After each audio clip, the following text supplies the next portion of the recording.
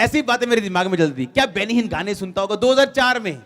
अगर वो नहीं सुनता होगा तो मैंने भी नहीं सुनने, ऐसे छोड़े मैंने कि मैं बचूं।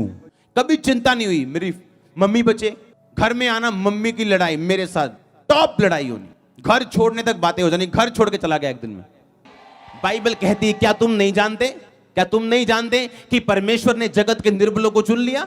क्या तुम नहीं जानते परमेश्वर ने जगत के तुच्छ लोगों को चुन लिया?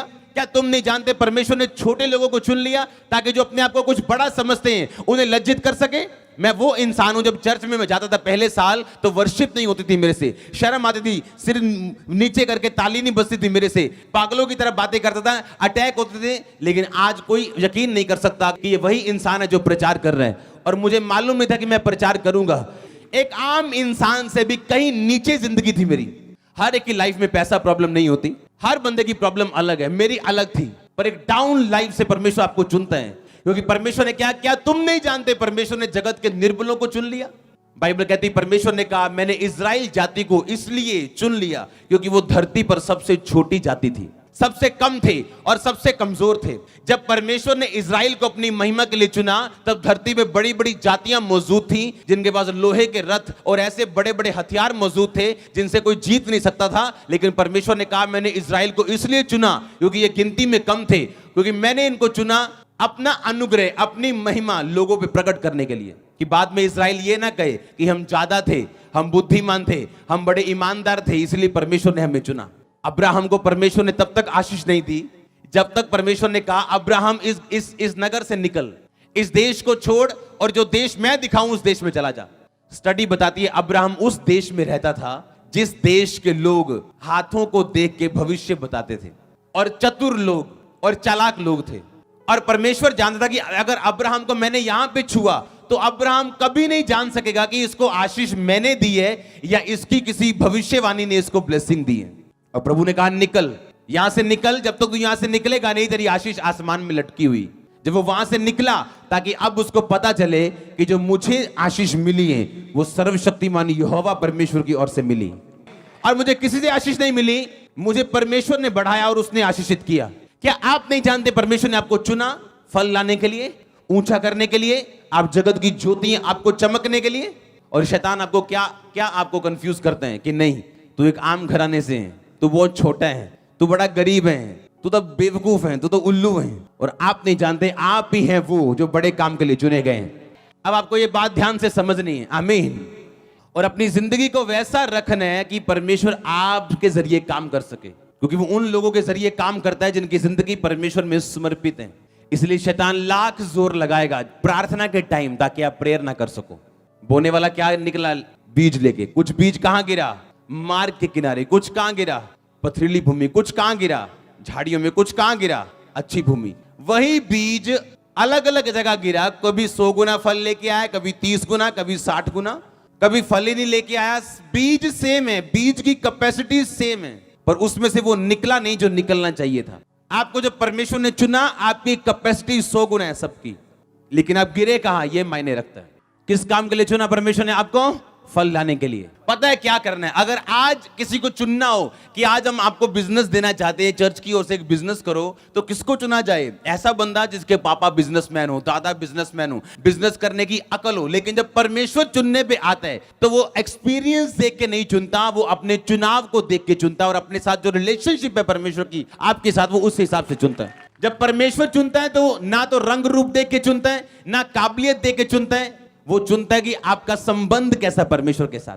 अब सेम सभी बेटे जो हैं वो सभी दाऊद की गवाही को फॉलो कर रहे हैं, अपने पिता की गवाही को फॉलो कर रहे हैं, और कुछ गलतियां कर रहे हैं, कुछ अपनी ताकत पे भरोसा रख रहे हैं, कुछ माँ की बात को ध्यान से सुन रहे हैं, कुछ नाना की बात को ध्यान से सुन रहे हैं। उन्हें लगता है कि ये बातें चाहिए राजा बनने के लिए, अच्छा दिखना, अच्छे कपड़े, अच्छा बोलना, दिमाग लगाना, चुस्ती और चालाकी। लेकिन परमेश्वर को ये बातें पसंद नहीं थी। और बाइबल कहती सुलेमान उन बच्चों में गिना जाता था जिनकी गिनती सबसे डाउन में होती थी, जिनकी माएं सबसे छोटी थी। आप वैसे इमेजिन करो, पुराने टाइम में ज्यादा पत्नियां होती थी, एक से ज्यादा। आप देखो जब पत्नियां इकट्ठी होती थी तो उस पत्नी का ज्यादा कब्जा होता था जो अमीर घर से आती थी, जिसका बाप राजा है, जिसके भाई राजा हैं, जो अमीर है, जिसका प्रभाव है, तो उनके बच्चे हमेशा आगे रहते थे। और यही बात ने कंफ्यूज कर दिया अब शालोम को। पंजाबी जी कहते ऐसे गल ने भले खेच रखा उन्हों कि राजा तू बनेगा।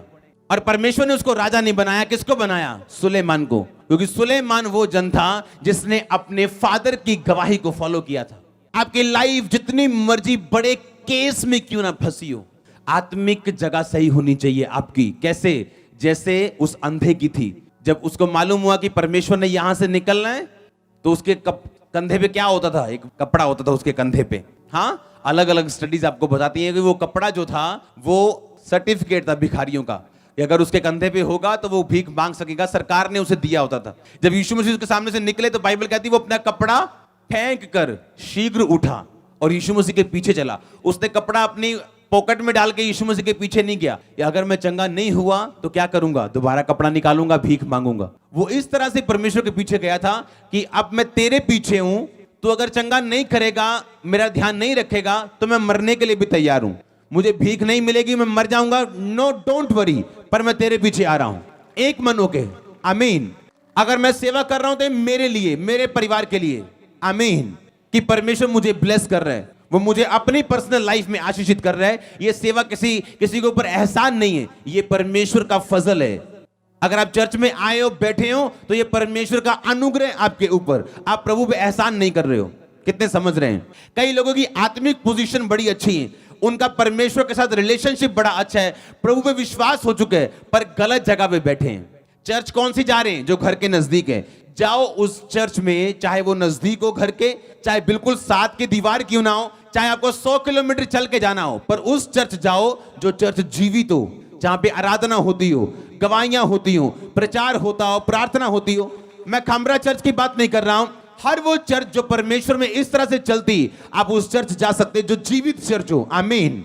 जब आपकी आत्मिक पोजीशन सही होती, अगर अंधा आत्मिक तरीके से तैयार हो चुका था कि जब परमेश्वर अगर मुझे आज मिले तो ये कपड़ा मैं फेंकने वाला हूं, परमेश्वर के पीछे भागने वाला हूं, इसका मतलब वो आत्मिक रीति के साथ तैयार था, लेकिन अब उसे शारीरिक रीति के साथ भी सही पोजीशन पे बैठना था कि जिस सड़क से परमेश्वर निकले उसी सड़क पे बैठना था, अपने घर पे नहीं। 12 साल की लहू बहने वाली औरत बोल सकती थी, काश कहीं परमेश्वर मेरे घर के आसपास से निकले ना, तो मैं परमेश्वर के पास जाऊंगी और प्रभु को छू लूंगी, क्योंकि मुझे विश्वास बहुत है परमेश्वर के ऊपर। मैनू दसी भैन जे साडे इलाके च दोबारा बंदगी हुई ना, तो मैनू दसी मैं फिर बंदगी च जाऊंगी। मुझे बताना अगर पास्टर जी यहाँ आए ना, तो मुझे बताना अगर वो यूरोप में आए ना। नो, जिसने छूना है ना वो कनाडा से आके भी प्रभु को छू लेगा, जिसने लेना है वो यूरोप से आके भी ले लेगा, जिसने नहीं लेना वो साथ मोहल्ले में बैठ के भी नहीं ले सकता। एक सिस्टर अपनी गवाही दे रही थी कि मैं कनाडा से आई और डॉक्टर ने मुझे जवाब दिया और मैं आई और आपसे मिली, आपने मुझे एक वाटर और एक पानी, एक तेल की बोतल दी, आपने प्रे करके दिया और आपने बोला आपने प्रेयर करनी है, ऐसा ऐसा करना है, और गवाही देने के लिए दोबारा कनाडा से आई। चर्च में पहुंचते एक दिन 24 घंटे उनको सफर में लग जाते हैं, उनका सिर घूम रहा होता है। और आप देखो क्या परमेश्वर को खाली वापिस जाने देगा? सारी भीड़ को छोड़ दिया परमेश्वर ने, बोला किसने मुझे छुआ? कहते प्रभु पूरी भीड़ तुझे छुई। परमेश्वर नहीं, किसने बाय फेथ मुझे छुआ। कौन थी वो? 12 साल की वो लहू बहने वाली औरत, जो अपने घर से ये कह के निकली थी कि आज मैं अगर प्रभु के पल्लू को छू लूंगी। वो फीता निकलता था, एक यहूदी लोग जो कपड़े डालते थे उन कपड़ों में से ऐसे धागे को छुआ था उसने। परमेश्वर के धागे के कोर, धागे के भी नुक्कर को, धागे की शुरुआत को उसने छुआ था। आत्मिक पोजीशन जब सही होती बंदे की, और उसके बाद शारीरिक पोजीशन, आप बैठे किस जगह पे हो? बीज वही है 100 गुना फल वाला, पर गलत जगह गिर गया।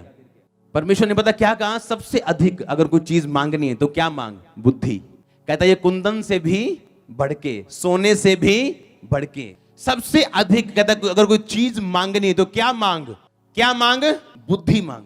आप नहीं जानते, बाइबल कहती तेरा मुंह एक बनाया परमेश्वर ने, कान कितने बनाए? ऐसा क्यों नहीं किया कि 2 मुंह लगा दिए हो और कान एक लगा दिया हो? कहता है 2 कान मतलब ज्यादा क्या सुन, मुंह एक मतलब कम बोल। मैं अपने स्पिरिचुअल फादर के पास था और मैंने कहा आप मुझे वर्ड दो कोई, मुझे बताओ मैं क्या करूं। और उन्होंने बताया कि इस बार तो जब तू जाए तो ऐसा बीज बोना जिसे उभरने में, जिससे तुझे टाइम लगे, जिस पे तेरी लाइफ निर्भर करती हो, उसे बो देना। आत्मिक लोग ज्यादा बातें नहीं करते हैं, उनकी एक इंस्ट्रक्शन आपकी लाइफ के लिए काफी। और इस बार मैंने आके आपको मैंने टेस्टिमनी दी थी, मैंने काम एक पीछे चला, मैंने कहा काम रोक दो। क्यों? मैंने बीज बोने, और 2-4 लाख नहीं, मैंने बीज बोया बड़ा, और जब अगले बिल आए उतने ही पैसे शॉर्ट निकलते थे जितना मैंने बीज बोया था।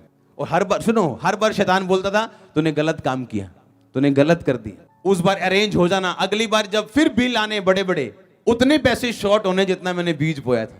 और शैतान ने मुझे पूरा डराने की कोशिश की, तूने इतना बड़ा बीज बोया, काम रुक गया, ये हो गया, वो हो गया। पर जैसे ही वो बीज बोया, क्योंकि मैंने ऐसे लोग देखे हैं जब अपने स्पिरिचुअल फादर के पास बैठते हैं, मैं ना ਤੁਹਾਡੇ ਲਈ ਇੱਕ दर्शन देखिया सी, मैं देखिया ਤੁਹਾਡਾ काका ਜਿਹੜਾ ना वो 26 तरीक ਨੂੰ होना। क्या तुम मूर्ख हो या मूर्खों की मंडली से निकले हो? परमेश्वर आपके स्पिरिचुअल फादर की प्रोफेसी आपके स्पिरिचुअल फादर के फादर को देगा या आपको देगा? क्या वो मूसा के बारे में पब्लिक से बात करेगा? पब्लिक के बारे में मूसा से बात करेगा। और जब उसे मालूम हुआ कि जिस जिस चीज के लिए वो बोल के गई थी प्रोफेसी करके, वो बेबी उस दिन नहीं हुआ, तो वो शर्मिंदा हुई उसके बाद। क्यों? क्योंकि जब आप अपनी हैसियत से बाहर पैर रखते हो, आप क्या होते हो? शर्मिंदा होते हो। और जब मैं अपने अगुओं के पास बैठता हूं तो मैं ऐसे नहीं बैठता हूं, मैं अपने मुंह को बंद रखता हूं और सुनने की कोशिश करता हूं। और मैंने ऐसे लोग देखे हैं जिनके बारे में परमेश्वर ने मुझे बताया बिग प्लान्स, बड़े प्लान्स, लेकिन वो प्लान अभी अधूरे हैं। क्यों? क्योंकि बोलने की आदत, ना सुनने की आदत। और ये स्पिरिट ऑफ प्राइड है, ये एक घमंड का आत्मा है जो आपकी सेवकाई और पर्सनल परिवार को अफेक्टेड रखता है हमेशा, खासकर पास्टर्स की लाइफ में। जब एलीशा ने कहा कि जाओ एक नए प्याले में नमक लेके आओ और मैं इस पानी में डालूंगा, तो बाइबल कहती, लोग बोलते थे कि धरती तो बड़ी अच्छी है, ये भूमि तो बड़ी आशीषित है, सब कुछ अच्छा है, नगर तो मन भावना है, पर भूमि का पानी गर्भ गिराने वाला है, जो जमीन है वो बंजर है और भूमि का पानी गर्भ गिराने वाला है। तो क्या करें? एलीशा कहता है कि नए प्याले में नमक लेके आओ। क्या पुराने प्याले में नमक लेके आते तो परमेश्वर काम नहीं करता? करता कि नहीं करता? पर ये इंस्ट्रक्शन थी, डेफिनेट इंस्ट्रक्शन, एक खास इंस्ट्रक्शन। आपको एग्जैक्ट परमेश्वर बताता है कि क्या करना है आपकी लाइफ में। अगर शारीरिक पोजीशन सही है, आप सही मिनिस्ट्री में हो, आप सही लोगों की संगति में हो, आपकी आत्मिक पोजीशन सही है कि आप चर्च आके ये नहीं सोच रहे हो, एहसान नहीं कर रहे हो परमेश्वर के ऊपर, उसके बाद आपको इंस्ट्रक्शंस मिलती हैं बढ़ने के लिए। इंस्ट्रक्शन परमेश्वर देते हैं, बीज बोना है, इंस्ट्रक्शन देते हैं, प्रेयर करनी है, फास्टिंग करनी है, ये वाला काम करना है। डेफिनेट एग्जैक्ट इंस्ट्रक्शन, साफ और सीधी सीधी जब आपको मिलती हैं, वो आपकी ब्लेसिंग के लिए। मैं जानता था कि जब मेरे आत्मिक पिता मुझे बता रहे थे कि बीज बोना, वो अपने लिए नहीं बता रहे थे, उनको मालूम था मैं यहां से अब चला जाऊंगा, पर उनको मालूम था कि ये हेवन खोलने वाला है। आप डेफिनेट इंस्ट्रक्शंस जब आपको चर्च से मिलती हैं, एग्जैक्ट इंस्ट्रक्शन। एक संडे हम टेस्टिमनी सुन रहे हैं। क्या टेस्टिमनी है जी? एक बहन ने घर लिया 30 लाख का। कहां से आए जी आप? हम यूपी से आए हैं जी। दूसरी टेस्टिमनी, घर लिया जी। अच्छा, कहां से आए जी? हम बिहार से आए हैं जी। तीसरी टेस्टिमनी, कहां से आए जी? हम छत्तीसगढ़ से आए हैं जी। मैंने कहा ये सब परदेसी टेस्टिमनीज दे रहे अपने घर की, ये पंजाबी कहां सो गए हमारे? क्योंकि पंजाबी सोचते ज्यादा हैं, पता नहीं 1000 रुपया कितने जाना, उन्हें ये नहीं मालूम, सोचते ज्यादा हैं वो। और आप परदेसी को बताओ अच्छा ये करना है चर्च के लिए, हाँ जी ठीक है जी, उसको ये भी नहीं मालूम लेना क्या है, कि 24 आवर कौन सा टीवी करना है, चैनल क्या करना है, उसको कुछ नहीं पता। उसको इतना पता है पास्टर ने बोला है। और उन्हीं लोगों को परमेश्वर उठा उठा के खड़ा कर रहा है। समझदार कौवा कहां गिरता है? गोबर पे। इतने समझदार ना हो कि गोबर पे गिरो। इसलिए परमेश्वर ने कहा बच्चों की नाई मेरे राज्य में प्रवेश करो। अगर आप बच्चों को ये बोल दोगे ना कि ये जो है ये साउंड है और ये टेंट है, वो कहेगा ठीक है जी। किसी को साउंड बोलेगा और इसको टेंट बोलेगा। परमेश्वर ने कहा बच्चों की नाई मेरे राज्य में प्रवेश कर। आपकी लोकेशन, फिजिकल, स्पिरिचुअल, आपकी इंस्ट्रक्शन जो एक मैन ऑफ गॉड आपको दे, होली स्पिरिट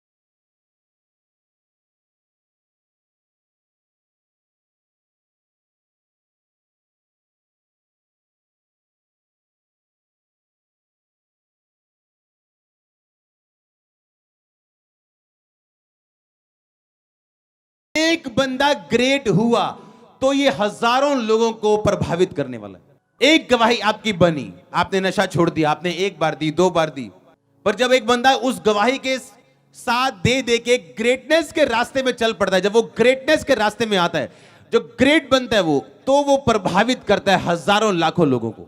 और ये शैतान नहीं चाहता। क्या समझाया था मैंने? तू बच, तेरा घराना बचाया जाएगा। उसे मालूम है कि अगर ये बचा, अगर ये ग्रेट हुआ तो ये अपने घराने को भी साथ ले तरेगा और मुझे ले डूबेगा। एक एग्जाम्पल मैंने दी थी, उसे हमेशा याद रखो। एक घर में एक यूथ नशा कर रहा है और मुझे क्या मैसेज मिलता है कि उस घर का 70 साल का बुजुर्ग एक 21 साल की लड़की के साथ फ्रेंडशिप में, और दूर से देख के आपको क्या मालूम होगा कि उस घर का बेटा क्या करता है? नशे करता है। पर वो स्पिरिट आई कहां से? कहां से आई? दादा से। इसलिए परमेश्वर ने कहा अगर तू बच, तेरा घराना, अगर आप बचें, एक वाइफ बची है, अगर उसके हस्बैंड पे अटैक हुआ भी तो आप अपनी प्रेयर से उसे खत्म कर दोगे, क्योंकि तू बच, तेरा घराना बचाया जाएगा। अब एक घर में आपको एक नशे करने वाला बंदा नजर आता है, आप जब दूर से देखेंगे आप बोलेंगे ये घर में नशा क्यों? यीशु मसीह को मानने के बावजूद। पर आपको उस नशे की आत्मा जिससे निकली, आपको वो नहीं नजर आएगा कि वहां जो 4 लेडीज हैं दिन में 16 बार लड़ती हैं, एक दूसरे के साथ नफरत है, एक दूसरे के साथ पूरी जेलसी है उनको। घर में, एक घर में रहने, एक छत के नीचे, सासू मां के साथ जेलसी, अपनी बहू के साथ जेलसी, जेठानी से, दरानी से जेलसी, अंदर पूरा शैतान बना हुआ है। और आपको क्या लगता है कि घर में गरीबी, और आपको नहीं पता वो स्पिरिट, वो आत्मा निकली कहां से।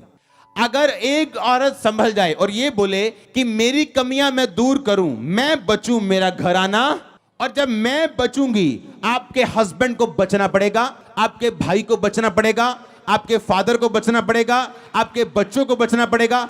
नो ऑप्शन, कोई ऑप्शन उनके पास मौजूद नहीं है सिवाय बचने के।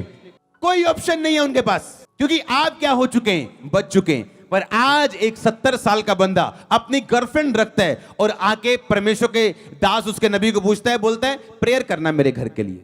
और पास्टर सोचता है क्यों इसके घर में काम नहीं हो रहा। लोग धोखा देते हैं आपको सेवा में, चोरी करके आएंगे और आपसे ले हैंड करवाएंगे और बोलेंगे मैं 10 साल से ठीक नहीं हूं। और आप बोलेंगे क्रिश्चियन होकर 10 साल से तू ठीक नहीं है यार, ये क्यों?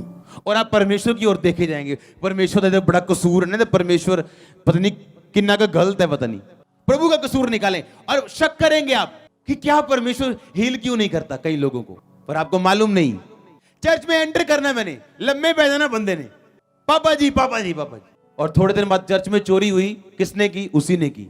और हमेशा प्रेयर रिक्वेस्ट लेके आता था, मेरी वाइफ बड़ा बीमार रहती, हर वीरवार नू, हर शनिवार नू ना इत्थे अटैक हुंदा। पास्टर को लोग धोखा देते हैं, पास्टर्स को, लेकिन जब प्रभु आपकी आंखें खोलते हैं आप फिर धोखा नहीं खाते हैं। आप उसको वचन देते हो, तू बच, तेरा घराना।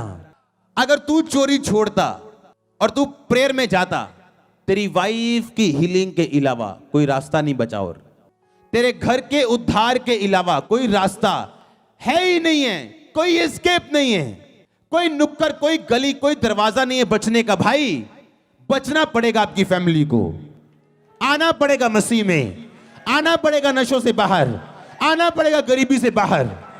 आज आप शक करते जब एक ठेकेदार बोलता है कि मेरा काम नहीं चलता, 15 साल से मैं चर्च भी जा रहा हूं, उसको एक ठेका देके देखो, 15 झूठ बोलेगा वो आपसे, आप चाहे जितने मर्जी पास्टर प्रेरित क्यों नहीं है, और आप समझ जाएंगे तेरा 15 साल से काम क्यों नहीं चलता। अब मैं समझ गया हूं, तेरे को प्रेयर की जरूरत नहीं है, तेरे को तौबा की जरूरत है।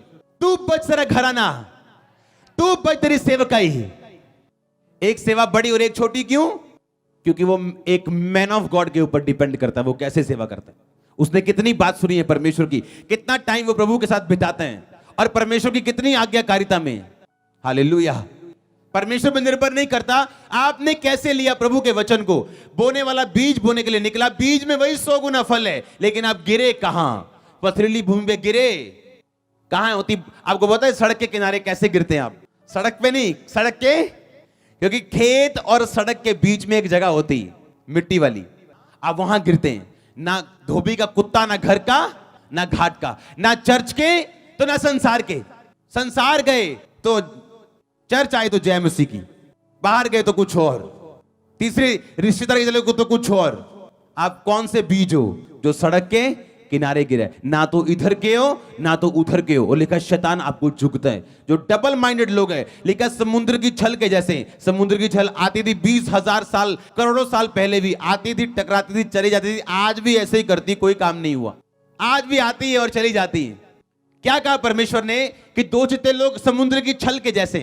वही काम हो रहा है पर हो कुछ नहीं रहा। काम बहुत हो रहा है, भागम भगाई बड़ी हो रही है चर्च में अंदर बाहर, लेकिन काम कुछ नहीं हो रहा। तू बच, तेरा घराना बचाया जाएगा। अगर मुझे यह मालूम है कि अब मैं तौबा में आ गया हूं, मैं प्रेयर में आ गया हूं, पवित्रता में आ गया हूं, अब मुझे क्या करना है, अब मुझे नहीं परवाह किसी की, मुझे सिर्फ प्रभु में चलना है। अब सब बातें मेरे पीछे आएगी, मेरे परिवार की साल्वेशन मेरे पीछे आएगी, मेरी बरकत पीछे आएगी, मेरी आशीष पीछे आएगी। तू मेरे धर्म और राज्य की खोज कर, दुनिया की सब वस्तुएं तेरे पीछे पड़ के तुम्हें मिलेंगी। आपकी 90% प्रेयर रिक्वेस्ट गलत हैं। आपकी 90% प्रेयर्स तौबा ना करने के कारण आपकी लाइफ में है। कुछ लोगों अगर तौबा कर ले अपनी लाइफ में पूरी तरह से, 90% प्रेयर रिक्वेस्ट खत्म हो जाएंगी, 10% रह जाएंगी। चाहे वो 4 घंटे प्रेयर में क्यों ना बैठे, लेकिन करेंगे उसी 10% में से। आपको धोखा देते लोग आएंगे, पापा मेरे पापा के लिए प्रेयर करो, पापा जी मैंने बहुत रोक दे, मैंने बहुत तंग कर दें। और खुद का बॉयफ्रेंड आपको कभी नहीं बताएंगी, और खुद की गर्लफ्रेंड आपको कभी नहीं बताएगा यूथ। ये नहीं कहेगा मैं सुधरना चाहता हूं, मेरे पे हाथ रखो, आज मैं छोड़ के जाऊंगा अपनी गलती को और माफ परमेश्वर से मुझे करवा दो, आज के बाद कभी गलती नहीं करूंगा।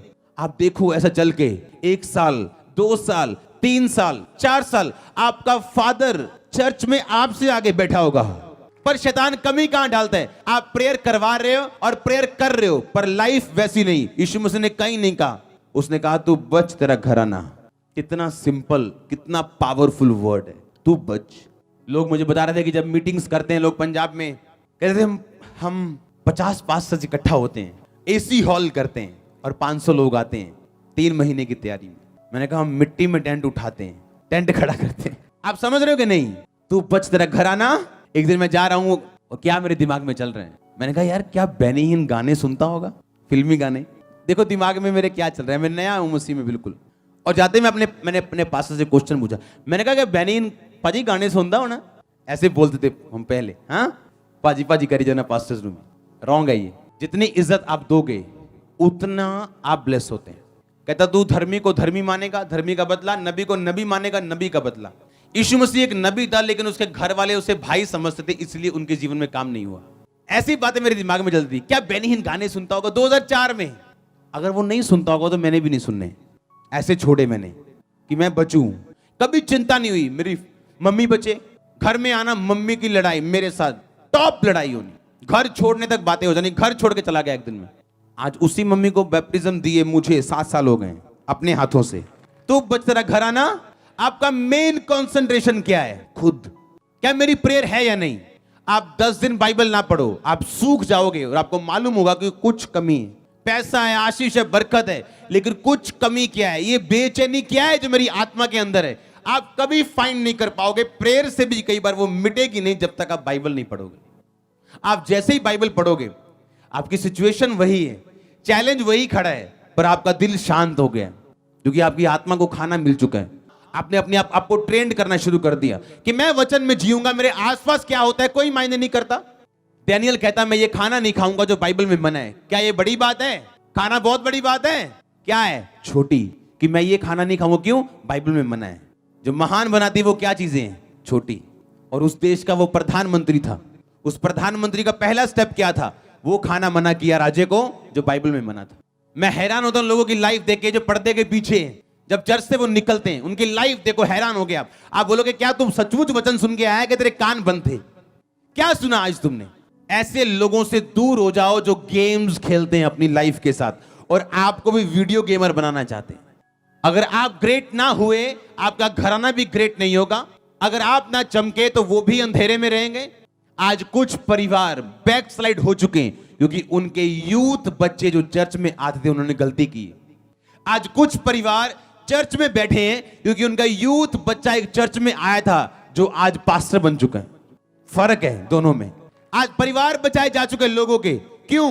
क्योंकि वो यूथ जब एंटर किया तो सीरियस यूथ था कि नहीं मुझे बचना है, नशा छोड़ना है, पाप से निकलना है, मैं बचूंगा तो मेरा घराना बचाया जाएगा। तू बच तेरा घर आना। अब आप जब लाइव किसी को देखोगे तो आप इस तरह से देखोगे कि भाई डोंट वरी, अगर तेरे घर में ये दिक्कत है तो प्रॉब्लम तेरा घर नहीं, प्रॉब्लम कौन है? तू खुद। अगर तू खुद सुधरा, प्रेयर में गया, फास्टिंग में गया, अपनी लाइफ को सुधारा, कोई ऑप्शन नहीं है। मैंने कहा चुनाव नहीं है आपके परिवार के पास बचने के अलावा, चुनाव नहीं है ब्लेस होने के अलावा। कोई करोड़ों में एक होगा जो ना करेगा और नरक में चला जाएगा, पर आपका परिवार बचाया जाएगा क्योंकि आपकी ये प्रेयर होगी कि प्रभु तूने कहा तू बच, तेरा घराना बचाया जाएगा।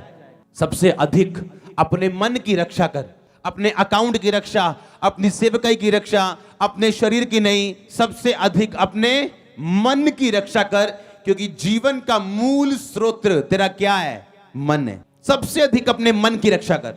आपने कैच कर लिया अगर इस चीज को, लाइफ स्टार्ट हो जाएगी आपकी। आप फिर ये देखेंगे कि मेरी प्रेयर हुई कि नहीं हुई। ऐसी औरतें हैं, घर में पति कदम रखेगा उसका मुंह सूंघेंगी, दारू पी क्या है, चलो जी फाइट शुरू। खुद देखा कभी सारा दिन जब पति घर में नहीं था कितने घंटे घुटने लगाए? नहीं जी, फलाने नल गल जी, पड़ोसी नल 2 घंटे बह के गली च धुप सेक के चुगलियां पूरियां कीतियां आपा। प्रेयर कितनी की? नहीं। अब रात को पति के साथ लड़ रही है तो गलती पति की कम है, आपकी ज्यादा है। एक बंदा जो अंधेरे में, उसे तो मालूम नहीं क्या करना है, वो तो है ही अंधेरे की संतान है। आप उजाले की संतान है, आपको मालूम है क्या करना है। जिसको मालूम है क्या करना है, अगर वो नहीं करेगा तो वो लेखा देगा। जिसको नहीं मालूम कि क्या करना था, उसको पता नहीं प्रभु क्या करेगा, या उसको कम सजा मिलेगी। पर जिसको पता था क्या करना है और उसने नहीं किया, उसको सजा ज्यादा मिलेगी। आपको तो मालूम है ना, आपका हस्बैंड पीता है तो कितने घंटे रोज प्रेयर की, कितने घंटे फास्टिंग की, कितने घंटे क्या किया परमेश्वर में आपने। जहां गुस्सा करना है वहां नहीं करना। लड़की आंखों के सामने बिगड़ जाए वहां गुस्सा नहीं करना, बोलना है कोई गल नहीं जवान है। बेटा आंखों के सामने बिगड़ जाए उस पर गुस्सा नहीं करना। गुस्सा किस पे करना है? पति के ऊपर जो पी किया है। पाप नहीं रोकना है, अपनी एनर्जी गलत जगह लगाई जानी है। आपके अंदर एक धार्मिक गुस्सा होना चाहिए पाप के लिए। आपको रिजेक्ट करना है कुछ आत्माओं को, कुछ चीजों को अपने बच्चों से, ताकि जब वो बड़े हों आपका नासूर ना बने, वो जख्म तभी ठीक हो जाए। पहले सुधारना नहीं, बाद में जब मैरिजेस में दिक्कत ही दिक्कत आए, फिर प्रेयर करवाने पास्टर का दिमाग खाना, और पास्टर भी सोचता है पता नहीं क्यों उनकी मैरिड लाइफ क्यों नहीं सेट होती। क्योंकि जो आपने जवानी में बोया अब आपने काटना भी तो है कि नहीं। तो क्यों ना तौबा की जाए और परमेश्वर में बढ़ा जाए, ताकि आप सही रास्ते पे, सही जगह पे ही गिरे और 100 गुना फल लेके आए।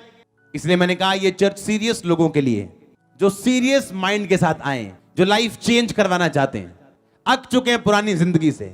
ग्रेस रिसीव करो नई लाइफ में एंटर करने के लिए। तू बच, तेरा घर आना। इमेजिन करो आप जब उस घर में एंटर करोगे, बोलोगे ये भाई नशे क्यों करता है, आपको ये नहीं पता उसका दादा कितनी बड़ी प्रॉब्लम है। आप जब एक घर में, आपको नहीं पता कि ये क्या प्रॉब्लम है। अगर एक घर में हस्बैंड वाइफ, हाँ वो प्रेयर में नहीं, अपने बच्चों की लाइफ में रिजल्ट कैसे देख सकते हो? कैसे देखेंगे रिजल्ट? आप खुद प्रेयर में नहीं हो, खुद अंधेरे में हो। एक दारू पीने वाला बाप बच्चे को जितना मर्जी समझाए, बेटा पीनी नहीं, हाँ जी डैडी, वो भी पिएगा पीछे। लेकिन जो आप एग्जाम्पल दे के समझाओगे कि बेटा पीनी नहीं, क्योंकि आप भी नहीं पीते, आपका बेटा फॉलो करेगा।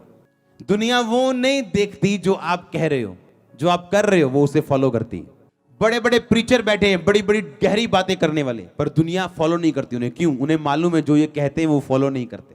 पर जब लोग आपको वो करता देखते जो आप बोल रहे हो, वो फॉलो करते हैं आपको और परमेश्वर को। अब आपको समझ आई जिम्मेवारी किसकी है? आपकी। फिर आप समझ जाते हो कि ये अगर शैतान पी के आ रहा है एक बंदा और शैतान उस पर कब्जा कर रहा है, आप फिर लड़ते नहीं हो। आप क्या करते हो? आप प्रेयर करते हो। आपको मालूम है एक दिन होगा, काम होगा, हाँ या ना? आपको पता है एक दिन ये आने वाला है। तू बच, तेरा घर आना बचाया जाएगा। परमेश्वर आपको आशीषित करे, फायर से भरे, होली गोस्ट फायर आपका हिस्सा हो। आपके हाथों पे होली गोस्ट फायर उतरे, कपड़ों पे उतरे, पांव पे उतरे, टांगों पे उतरे। जब आप यहां से जाएं तो फायर से जाएं। आमीन। जितना लंबा और ऊंचा ब्लेसिंग उतनी लंबी और ऊंची।